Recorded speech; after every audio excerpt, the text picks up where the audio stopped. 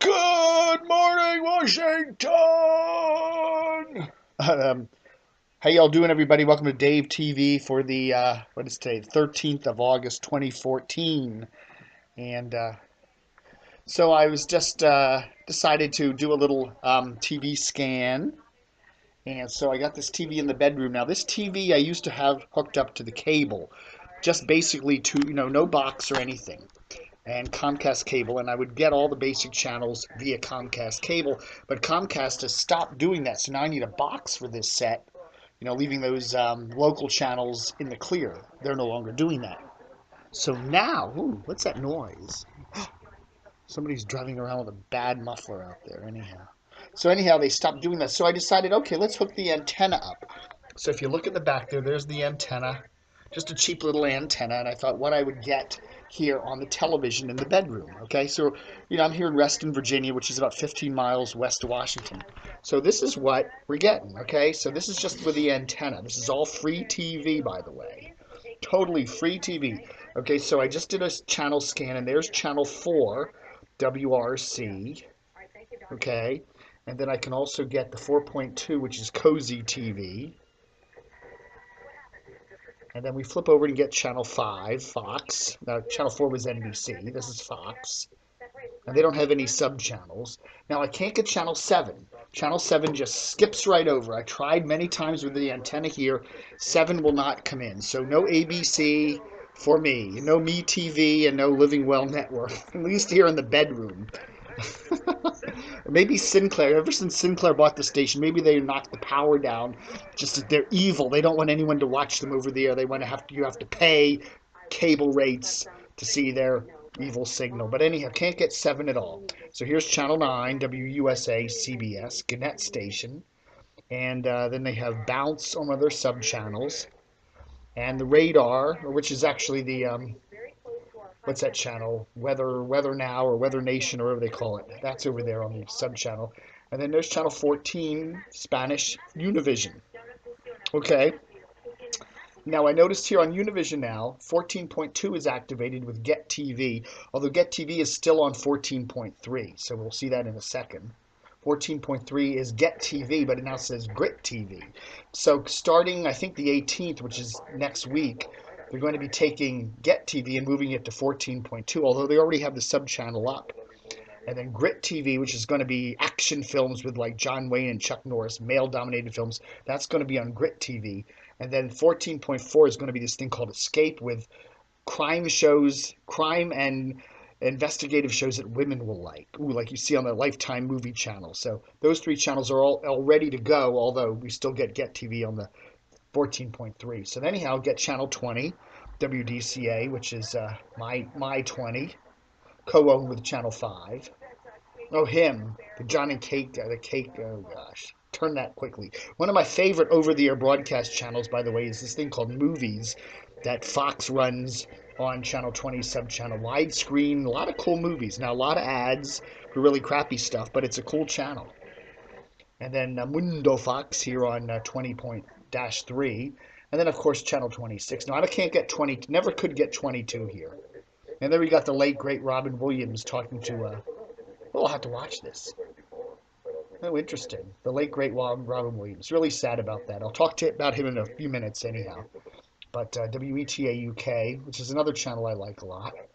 WETA Kids and WETA's broadcast. Again, I don't know why they do this, stick it on the broadcast signal too. And then the megahertz channels here. We get 30.1, 30.2, 30.3, which is the Chinese channel, 30.4, which is Russian television, the RT network, 30.5. As you can see, WNBC Fairfax, which is, what is this? More Chinese or something? I don't know. And 30.6, which is more Chinese, I don't know. And then we get 32, HUT rather, out of Howard University, which at the moment doesn't seem to want, oh, there it comes in. There we go. Well, it's locked up, but what the hell. Retrieving data. And then a bunch of these weird little numbers. And then channel 50 up here with CW. And, of course, Antenna TV, which I do kind of like. It's kind of a neat little channel. And this TV, which is also a neat little channel. Oh, is that fair? That's like fair. Is that Farrah Fawcett? She's got the hair, isn't she? Who is that? Good Lord. Well, I don't know. It sure looks like her, doesn't it? And then, of course, the Ion family of channels. So you get that. You get Qubo for kids. You get Ion Life here. You get a shopping channel. What's this? You get HSN way down here. And you get QVC up here. So that's all the signals I get on broadcast. Okay. So I get pretty much everything except for good old channel 7 ABC. So there. So, if you want to cut the cord and you've got, and I'm saying that's not a really optimal antenna. So I get pretty good reception there of the basic channels, and I'm 15 miles west of Washington. So what the heck? That's that. And of course, so I still got the cable here in the living room, and I got the DVR and all that. And I do want to, I'm gonna have to tune in that Robin Williams thing when I'm done with this because I would like to see that. All right, folks. So let's see what else is going on today, huh? Because we're hitting the 6-minute mark. I just wanted to talk a little bit about a rumor I'm hearing about Cumulus.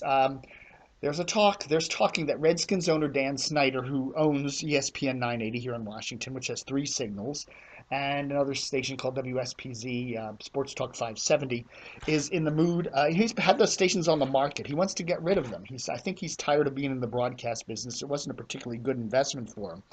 So he's been talking, and he owns some stations in the Norfolk area and in the Richmond area. He sold the Norfolk stations, and the Richmond ones, I think there's some transfer going on with one of those signals down there. But anyhow, there's no secret that he wants to get out of the biz, the broadcast biz, not the, he wants to continue owning Washington's NFL franchise. What's their name? Nobody even mentions them anymore, right? But anyhow, the rumor we're hearing is that Cumulus is talking to Snyder about buying off his stations, okay, the Red Zebra stations. So that would give Cumulus, 980 AM, 92.7 FM, 94.3 FM, and 570 AM. Give him 4 signals to play around with. Cumulus right now owns WMAL on 2 signals, 630 AM, 105.9 FM. There's a lot of talk about them selling off the transmitter site for MAL on 630, which is up in Bethesda, pricey real estate, a really nice neighborhood there off the Beltway. And they also own 107.3, the struggling contemporary hit station. It's it still hasn't shown any ratings jolts since flipping their format a while back. So who knows? But what the hell? Anyhow, Dan Snyder, if he sells those stations, that would give Cumulus, 4 not great signals, but they could do something with it. They could do a combination of those signals. They could take 980 AM and 92.7 or something in 94.3 and put a Nash country format on it. I don't know. Can DC support 2 sports talkers? Apparently, if you have JFK from CBS and you have Dan Snyder's 980, ESPN 980, they're both kind of hitting each other. They're both 17th, 18th place overall numbers. DC would probably do okay with 1 sports talker, but I don't know. So where would the Redskins go? Would the Redskins, if this deal took place, if Cumulus does buy Dan Snyder's talkers, I would imagine somewhere in the deal, Cumulus is going to want the rights to the Redskins, right? Put the Redskins on back to WMAL. Back in the olden days, if you were around the Washington area back in the 70s and 80s, that's where the Redskins, well, pre-80s, I don't know. When did they go to JFK? Somewhere in the 90s or I don't know. But anyhow, for years and years and years, the 60s and 70s and whatever, they were always on WMAL back when it was a powerhouse station on 6:30 a.m. So, maybe they could go back there. I don't know. Or maybe he would put the rights back up and maybe JFK could get them back. They were on JFK for a long time too. So, back when JFK was the superstation with Don and Mike and Howard Stern and all that. Gordon Liddy, remember him? So anyhow, that's that. So we shall see. Interesting little rumbling going on there as I wander around the place. Oh yes, you want to see what I'm wearing today, huh? I always get that. A lot of people, mainly guys for some reason, always want to know what I'm wearing. So anyhow, today's camo pants. More of the cutoffs here. There you go. My multitude collection. We were talking about Robin Williams passing away, committing suicide. Really sad. I always liked Robin. Some of my favorite movies are Robin Williams movies. As we can see here, I'll just pick 2 of them. Everybody talks about Good Will Hunting and stuff like that.